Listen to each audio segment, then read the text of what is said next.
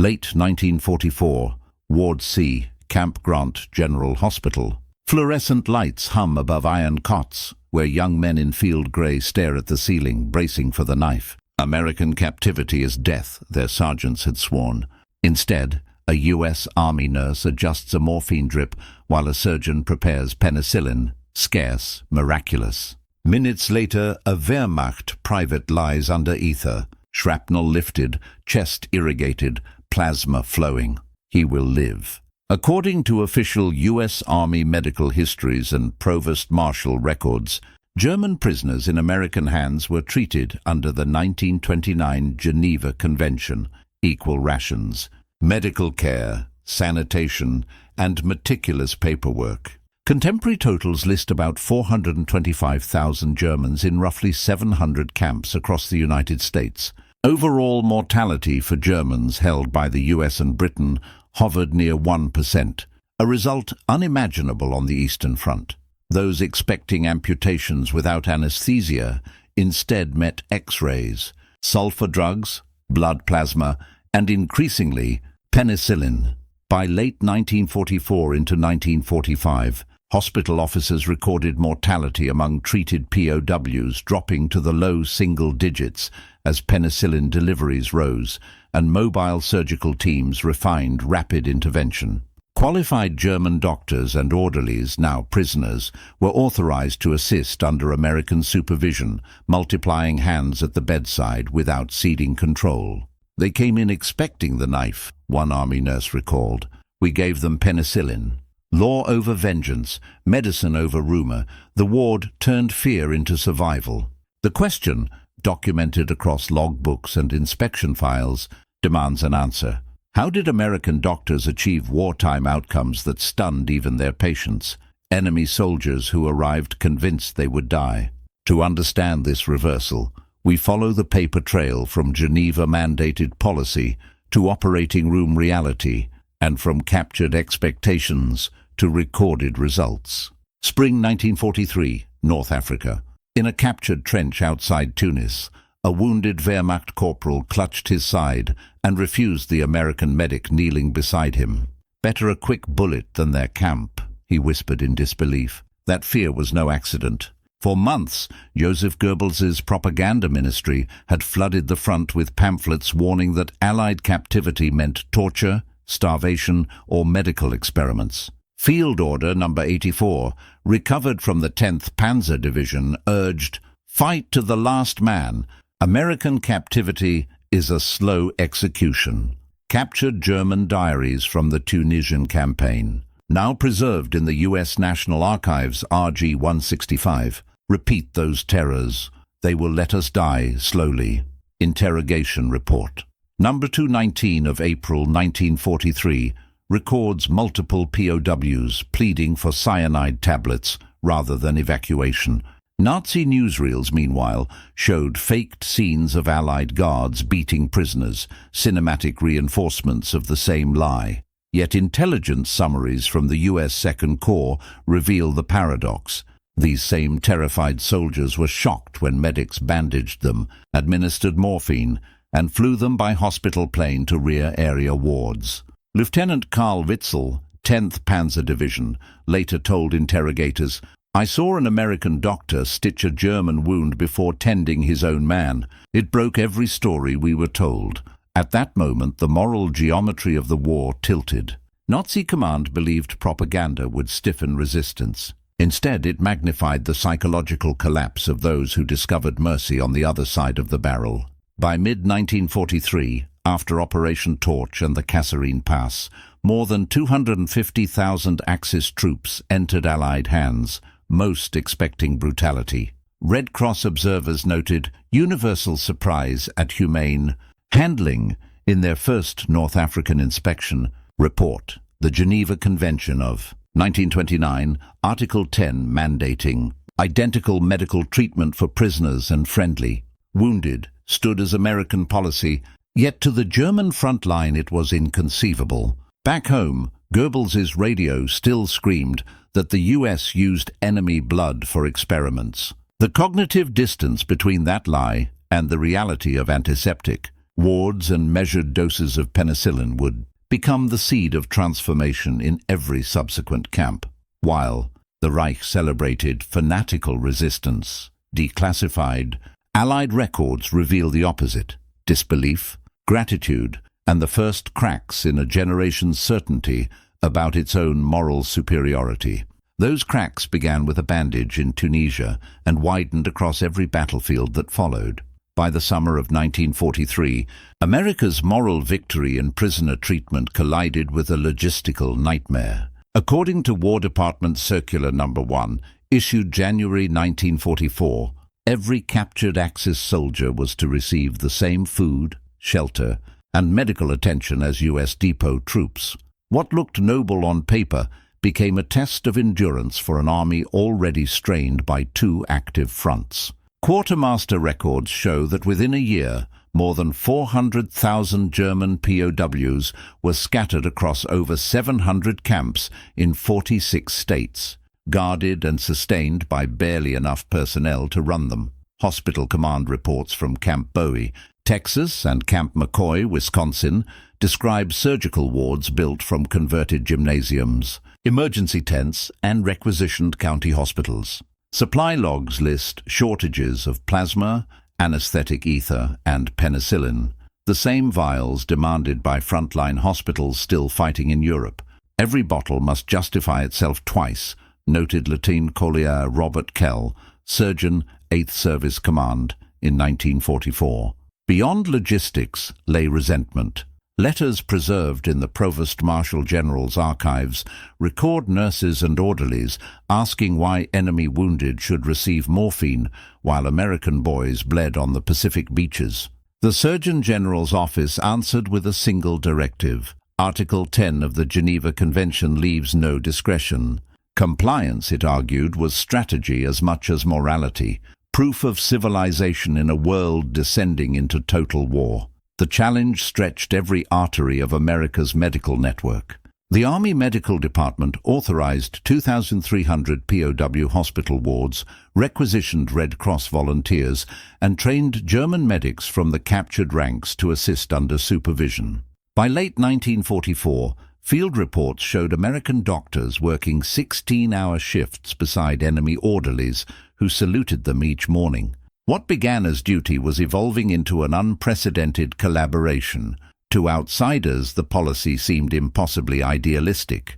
Yet internal memoranda from the Office of the Surgeon General insisted that equal treatment of prisoners strengthened American morale and undermined Nazi ideology. Every wound healed under the U.S. flag became a quiet declaration of what the war was truly being fought. For beneath the surface of America's massive prisoner care system ran a second campaign, one of planning, adaptation, and ingenuity that few outside the Surgeon General's office ever saw.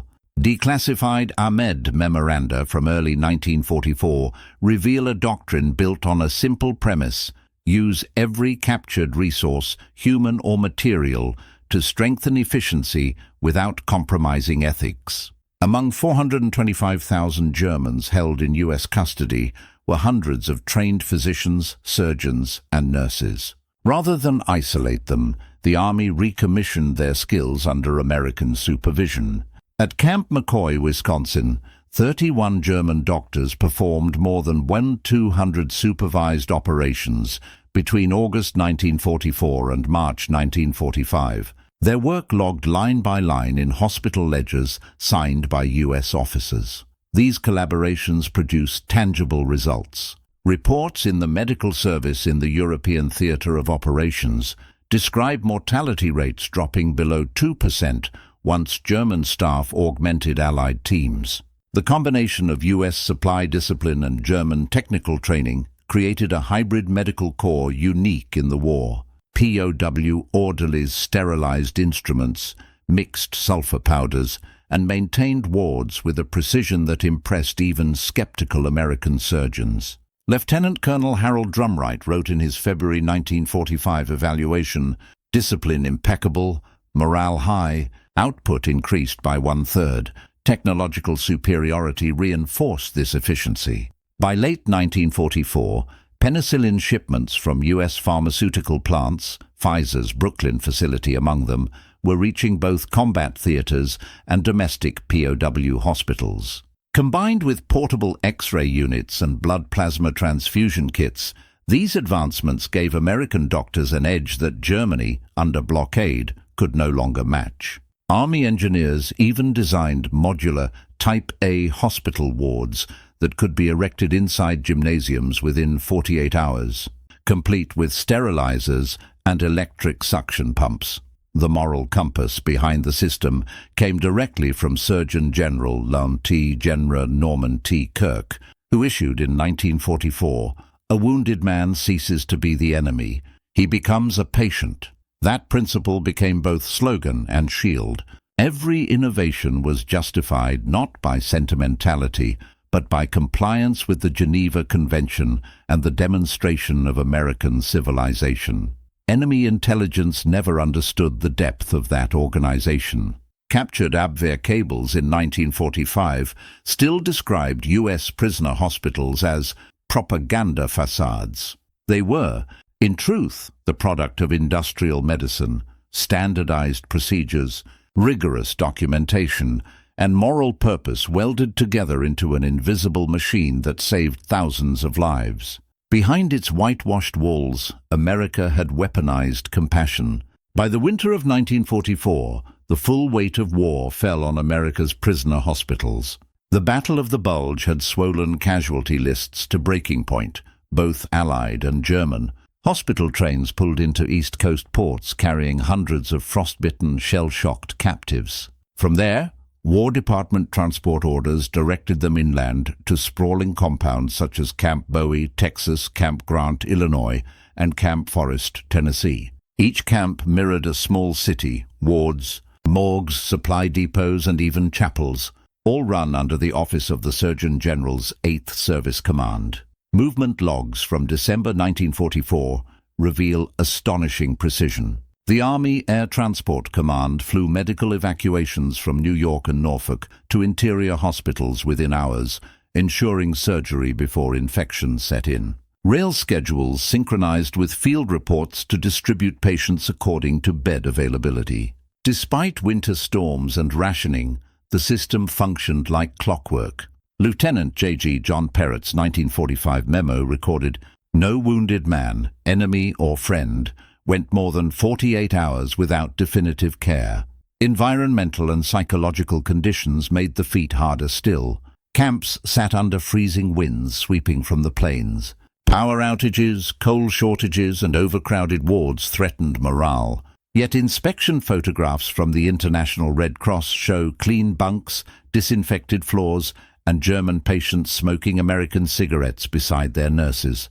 Propaganda leaflets seized in Germany months later referenced these images as enemy lies, unaware they were drawn from official inspection files. Within the American command there was tension over resource allocation. Every bed assigned to a POW was one less for a returning GI. Yet Surgeon General Kirk's staff argued that strict adherence to convention maintained discipline and safeguarded reciprocity for Americans in enemy hands. Circular number 1 reaffirmed, treatment equality remains mandatory irrespective of nationality or conduct. By January 1945, nearly 30,000 wounded Axis prisoners had passed through U.S. facilities, an administrative miracle executed under wartime scarcity. Both enemy and ally underestimated how meticulously American doctors positioned themselves for the humanitarian challenge to come. The records, still meticulous in faded ink, show that when the flood of casualties peaked, the machinery was already humming, ready to prove that mercy could be organized with military precision. January 1945. The snow was still falling over Camp Grant, Illinois, when the reports began arriving from every major hospital zone. Survival rates among German prisoners had surpassed all projections. The medical department's statistical review of that month recorded mortality among treated POWs at less than 2%, a figure that astonished both the War Department and the International Red Cross. Between 1943 and early 1945, Over 28,000 wounded German prisoners had received surgery in American hospitals. More than 2,700 survived. The enemy who had expected execution was now living proof of the U.S. Army Medical Department's efficiency and humanity. The decisive factor was speed. American field hospitals, refined in Italy and Normandy, had perfected mobile triage systems that could be duplicated on home soil. The Army Air Transport Command's flying wards moved critical prisoners from ports to interior hospitals in under 12 hours. Surgeons logged case after case of penetrating chest wounds, traumatic amputations, and burns treated within the golden 6 hours. Each saved life was entered in a handwritten register still preserved in the National Archives. Technological superiority underpinned the miracle. Sulfur drugs and newly available penicillin halted infections that once guaranteed death. Portable X-ray machines, plasma centrifuges, and electrical cauterization units, assembled by General Electric under emergency contracts, gave even remote camps surgical capability rivaling civilian hospitals. Dr. John F. Mann, chief surgeon at Camp Bowie, noted in his February 1945 report, "The enemy expected sawbones. They met science. Eyewitness accounts humanized the numbers." Army nurse Helen K. Hutton remembered, "They came in white as ghosts. We told them, 'You're safe now,' one cried when we offered morphine." Former Wehrmacht medic Franz Müller later wrote in his post-war memoir, Gefangenschaft in Amerika, 1946, "The anesthesia was warm and sweet. I wept because I had not died." These testimonies confirm what statistics already imply. Medical mercy became America's quiet weapon.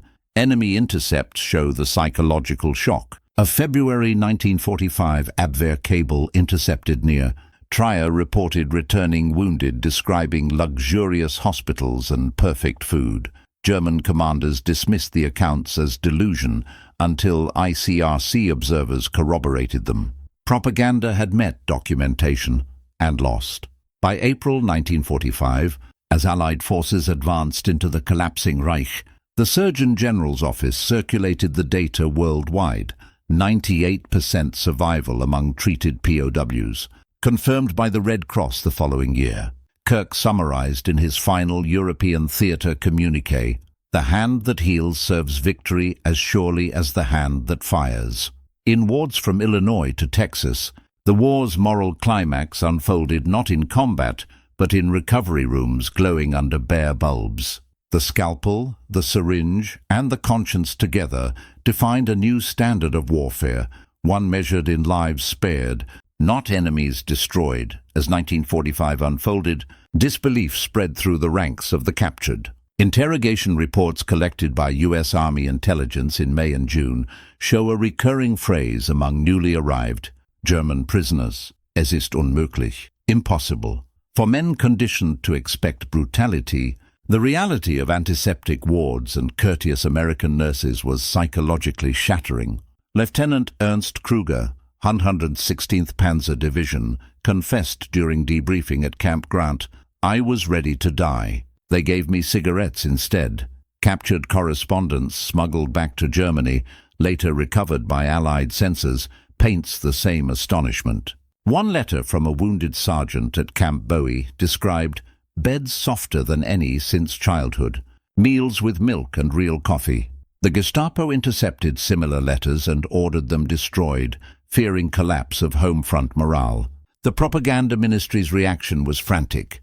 Goebbels personally dictated a communique labeling American medical care a sophisticated ruse for experimentation. That claim evaporated once neutral Swiss inspectors verified every camp's hospital conditions. In Washington, the War Department tracked this psychological shift with interest. Reports from the Psychological Warfare Branch linked humane treatment directly to rising German surrender rates during the final European months. Prisoners began advising comrades still in the field to yield, convinced that the Americans cure, they do not kill. Interrogators recorded these statements verbatim, noting that kindness had become a tactical asset as effective as artillery. For many POWs, the moral inversion was permanent. Red Cross interviews during repatriation found more than 90% describing captivity as honorable or educational.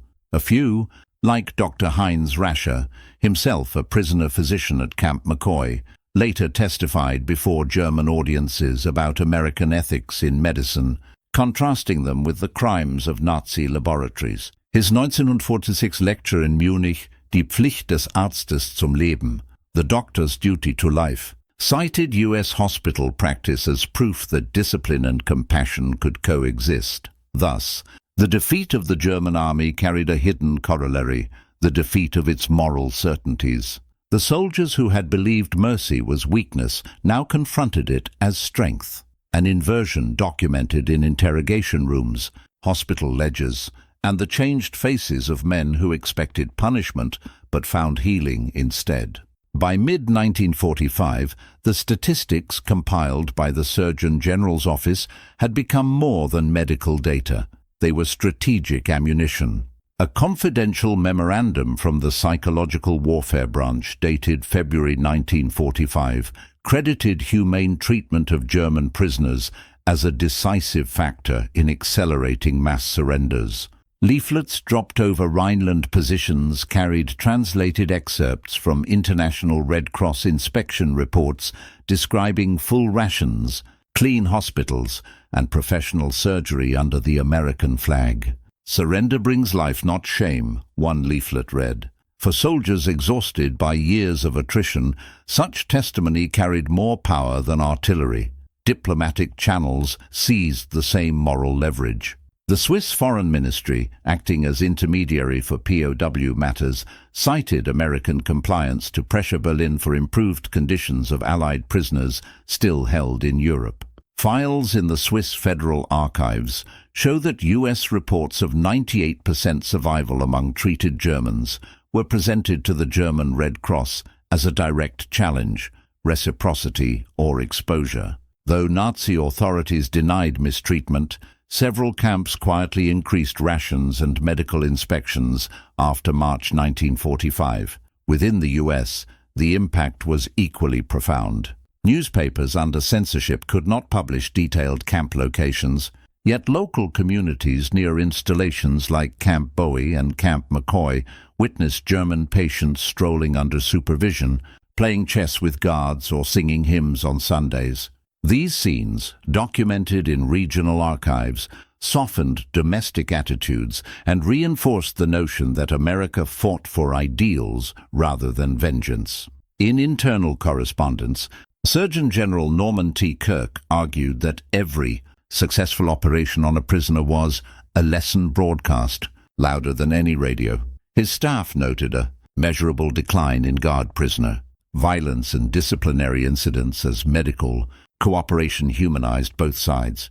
"Mercy," Kirk wrote in his April 1945 review, "saves the patient and the healer." By war's end, the policy's ripple effects were unmistakable. The Red Cross used American practices as templates for post-war humanitarian protocols, and Allied command incorporated POW medical standards into planning for the occupation of Germany. What began as compliance with the Geneva Convention had evolved into a demonstration of democratic strength, proof that organized compassion could erode an enemy's will to resist more effectively than cruelty ever could. When the war ended in 1945, the U.S. Army Medical Department quietly tallied its final numbers. Over 28,000 wounded German prisoners treated in American hospitals, with fewer than 600 deaths, a survival rate of approximately 97.8%. Those figures, verified by the International Committee of the Red Cross in 1946, marked one of the most successful medical outcomes of any combatant nation in World War II. Yet their true significance extended beyond medicine. They redefined the moral dimension of modern warfare. In post-war analyses, American military historians called the POW medical system a cornerstone of moral logistics. Papers from the U.S. Army Center of Military History describe it as a model where efficiency, ethics, and engineering intersected. By adhering strictly to the Geneva Convention of 1929, the United States not only safeguarded its soldiers held abroad, but also demonstrated that the rule of law could thrive amid total war. Lieutenant General Norman T. Kirk summarized the doctrine in his 1947 address to the Army Medical Field Service School. In Victory, we proved that compassion is not a luxury of peace, it is the discipline of civilization. The lessons echoed through generations. In 1947, the newly revised Field Manual FM 8-10, Medical Service in the Field, incorporated procedures first developed in POW hospitals, standardized surgical wards, controlled infection protocols, and cooperative use of captured medical personnel. Those same principles guided operations during the Korean War and later under the Geneva Conventions of 1949. For Germany, the impact was equally transformative. Returning prisoners who had witnessed American medical ethics became advocates for reform.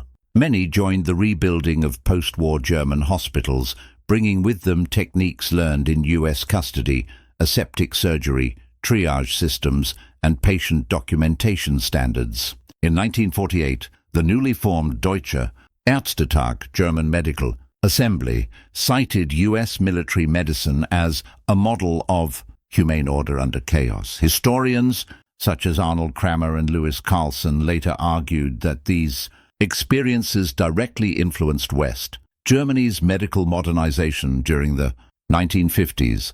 Within American military education, the episode became case study and creed. At Fort Sam Houston's Medical Center of Excellence, lectures still reference POW hospital operations as early examples of ethical command decision-making.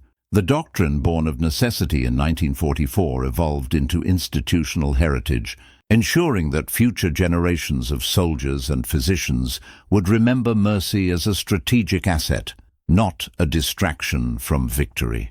In the quiet wards of history, the 98% survival rate endures as proof that America's greatest weapon was not only its industry or firepower, but its conscience. When the guns fell silent in 1945, victory was measured not only in territory regained, but in values preserved. The story of German POWs who expected death yet found life under American care remains one of the quiet triumphs of the Second World War, a chapter written not in blood, but in healing. The U.S. Army Medical Department's achievement, verified through wartime ledgers and Red Cross archives, proved that moral conviction could function with military precision. In the words of Surgeon General Norman T. Kirk, delivered to his staff in December 1945, "The wounded man is no longer an enemy. He is a test of our own humanity." Statistics alone tell the story. Over 28,000 wounded enemy soldiers treated, fewer than 600 fatalities, and a survival rate of nearly 98%, a record unmatched even among Allied troops. But beyond those numbers lies a legacy that endures in every field hospital bearing the Geneva Cross. The organized mercy shown in America's POW wards redefined what it meant to win. It demonstrated that compassion, when disciplined and documented, could dismantle enemy propaganda and rebuild the moral architecture of civilization itself. For today's audience, this is more than history. It is a reminder that strength is not measured solely by weapons or technology, but by restraint, principle, and the capacity to see an adversary as human. In an age when warfare again tests ethics, the lesson stands clear. The civilization worth defending is the one that still values mercy under fire. To viewers drawn to the strategy, logistics, and courage of World War II, this episode offers something rarer, a look into the conscience of victory. Remember these numbers: 28,000 treated, 98% saved, not as a statistic, but as a moral signature etched into the record of a nation that chose healing over hate.